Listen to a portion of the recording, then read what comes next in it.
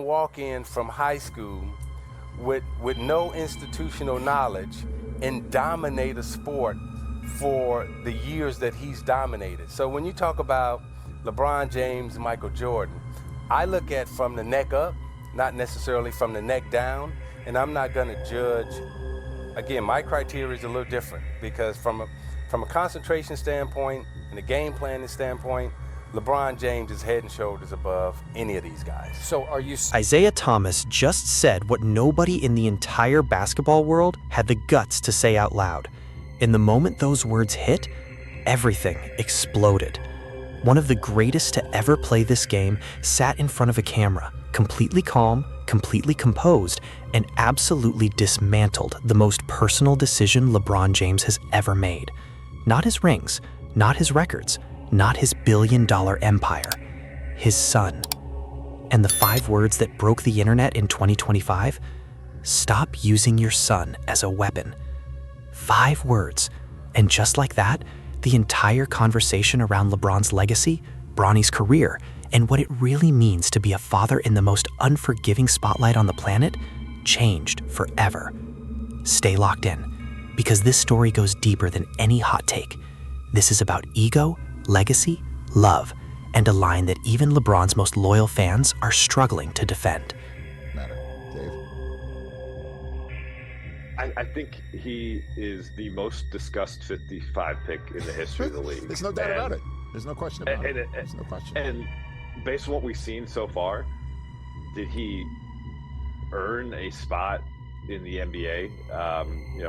Like what JJ said at his introductory press conference when Bronny said, I just want to thank Rob and thank JJ for what they've given me. And there is something you have to understand before we get into a single word Isiah said. LeBron James has spent 2 decades doing something no athlete in the history of professional sports has ever pulled off at his level. He didn't just play the game, he engineered his own legacy in real time. Every decision, every team, every moment, every headline was calculated with one singular obsession burning underneath it all. History, the GOAT conversation, the statue, the name that outlives the career. And for years, it worked. The media bought in, the fans bought in, even his fiercest critics had to tip their hats to the machine he'd built around himself. But then something shifted, something that, on the surface, looked like the most beautiful story basketball had ever seen. Bronny James, LeBron's oldest son, entered the professional basketball world, and suddenly the narrative that LeBron had been constructing for 20 years had one final, stunning chapter available to it, a chapter nobody else in NBA history had ever written. Playing alongside his own son. Father and son, same court, same jersey, generational history made in real time. The media absolutely loved it. The casual fan ate it up. It was packaged perfectly. Warm, emotional, cinematic, the kind of moment that writes itself. But here's the thing about perfectly packaged stories. Someone always has to pay for the packaging. And in this case, that someone was a young man who never asked to be anyone's final chapter. Turns out LeBron, it seems, Stephen A. didn't want him there from the beginning. Isiah is severely undersized. He didn't sign off on the trade, is what everyone's hearing. And that is on LeBron to not kind of give it a better effort to integrate Isiah, and it's also on Isiah to not have given it a better effort to be integrated into the team. Him saying he has his superpowers back, he's really saying, see, look at me, I'm the same player. I just couldn't be with that guy. Yeah. I took it as a shot at LeBron, Tyronn Lue, and Let's be very clear about who Isiah Thomas is in this conversation, because his credibility here matters enormously. This is not a random analyst firing off takes for engagement. This is not a former role player with an axe to grind. This is a back-to-back champion, one of the most ferocious, mentally ruthless competitors this game has ever produced. A man whose toughness was so legendary that even his enemies respected it. And this is critical. Isiah Thomas is a man who has spent his entire post-playing career on the outside of certain legacy conversations, despite being undeniably great. He knows what it costs to carry a name. He knows what it feels like when the game decides how your story gets told and you don't get a vote. So when Isiah speaks about legacy, about what it takes to protect someone from the crushing weight of expectation, you don't brush that off. You listen. And in 2025, Isiah stopped being diplomatic. He had watched the Bronny situation unfold for months. He had watched the narratives get constructed. He had seen how the entire father-son story was being positioned, marketed, and sold to the public. And something about the whole thing sat wrong with him in a way he couldn't stay quiet about anymore. What he said next wasn't a rant. It wasn't emotion talking. It was cold, precise, and absolutely brutal. When you put your son in a position where his value is tied to being near you, that's not fatherhood. That's using him. Stop using your son as a weapon. Sit with that for a second.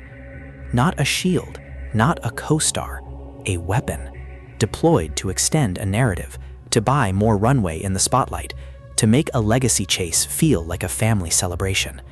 5 words, and the basketball world hasn't recovered since. Here is the argument Isiah was making, broken down raw and honest. The moment LeBron made it publicly known that playing alongside Bronny was a goal, a milestone he was actively engineering toward, he created a trap. And the person who got caught in that trap wasn't LeBron, it was Bronny. Because here is the brutal reality of what that decision did to Bronny's career before it even properly started. If Bronny succeeds, the story becomes LeBron's story, the proud father, the legacy completed, the history made. Bronny's individual achievement gets swallowed by the larger LeBron narrative. If Bronny struggles, and every young player struggles, the story becomes he only got there because of his father. His growth, his grind, his genuine effort gets dismissed because the circumstances of how he arrived were never fully separated from LeBron's agenda. There is no outcome in this scenario where Bronny James wins as Bronny James. Every evaluation of him gets filtered through the LeBron lens. Every bad game gets amplified because of whose son he is. Every decent performance gets questioned for the same reason. Isiah saw that trap clearly, and he named it out loud. A kid deserves the chance to fail and succeed on his own terms. When you attach your legacy to your child's career, you take that away from him. It doesn't matter how much you love him. That's not fair to the kid. And this is the part that makes people genuinely uncomfortable, because Isiah wasn't calling LeBron a bad father. He wasn't attacking the love between a father and his son. He was attacking the system that surrounded that love, the machinery, the narrative architecture, the way a father's ambition, even deeply sincere, deeply felt ambition, can quietly become a cage that the son can never escape. There are people inside the basketball world, people close to the situation, people with real access, have been having this exact conversation privately for months, and none of them are willing to put their name on it publicly. Not yet. Because you don't take that kind of public position against LeBron James without consequences. The machine is too powerful. The fan base is too loyal. The business relationships are too intertwined. But behind closed doors, in 2025, the conversation is happening. People inside the game, former players, scouts, people who understand player development at a technical level, have been quietly raising the same concern Isiah just brought into the open, that Bronny's professional path has been shaped in ways that serve the narrative more than they serve Bronny's actual development as a basketball player. That the timeline of his career, the speed of it, the positioning of it, the way it was publicly presented, aligned suspiciously well with LeBron's own agenda rather than what a player at Bronny's developmental stage would naturally need. Now, nobody on record is confirming that. Nobody wants that smoke. But the fact that it's being whispered at all, that tells you something. And Isiah Thomas, who has spent decades watching how power operates in this league, clearly heard those whispers and decided the only way to honor them was to say it out loud. "I'm not saying he doesn't love his son," Isiah said. "I'm saying love and using someone are not mutually exclusive. You can love someone and still put them in an impossible position. That's what's happening here." That one line, that specific framing, love and using someone are not mutually exclusive. That is the line that separated this from being a hot take and made it a genuine indictment. The moment Isiah's comments started circulating in 2025, social media went into full meltdown. LeBron's fan base, one of the most organized, most aggressive supporters in the history of sports, came out swinging hard. The comment sections across every platform turned into war zones overnight. People called Isiah bitter, irrelevant, said he was projecting his own legacy wounds onto a beautiful family story, said he was using LeBron's name for attention. And honestly, that reaction wasn't completely without logic. Isiah Thomas has his own complicated history with legacy and recognition. He knows what it feels like to be undervalued. He knows what it feels like to be quietly pushed to the edges of a conversation you deserved to be centered in. So the "this is personal for Isiah" argument, people made it, loudly. But here's where it gets fascinating. On the other side of that explosion, something unexpected happened. Silence. Not from random people, from people who matter in the basketball conversation. Analysts who are never quiet, former players who always have an opinion, LeBron supporters who would normally be the first ones in the comments defending their guy. They went quiet. Not because they disagreed with what Isiah said. Quiet because they had privately thought the same thing and never felt safe enough to say it. Because there is a cost to publicly questioning LeBron James. A real professional social cost.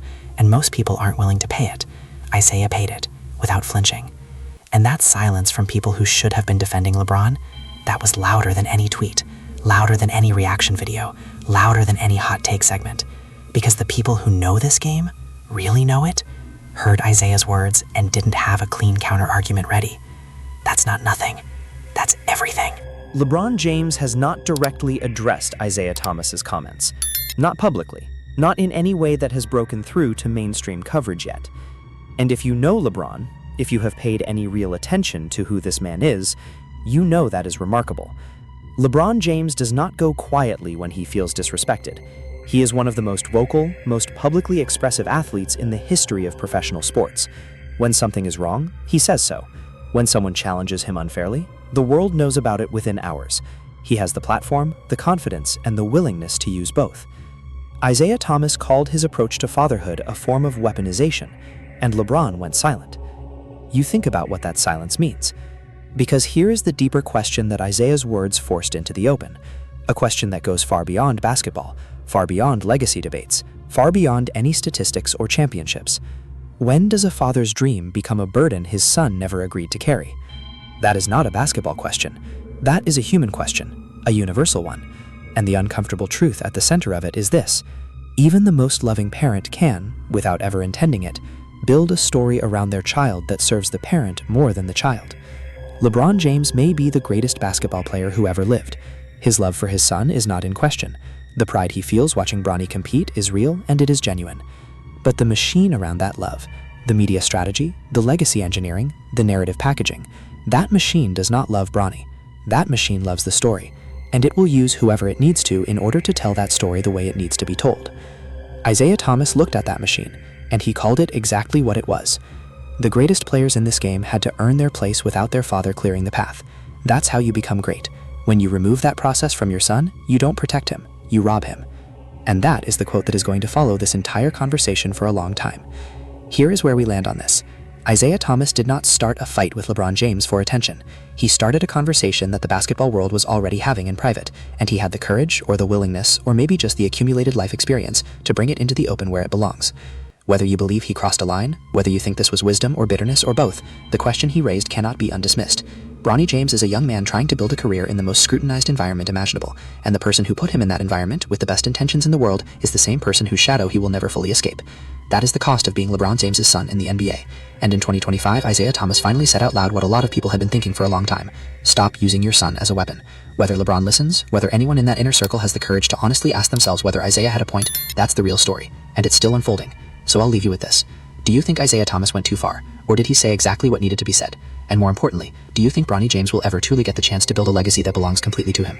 Drop your take in the comments. This conversation is just getting started.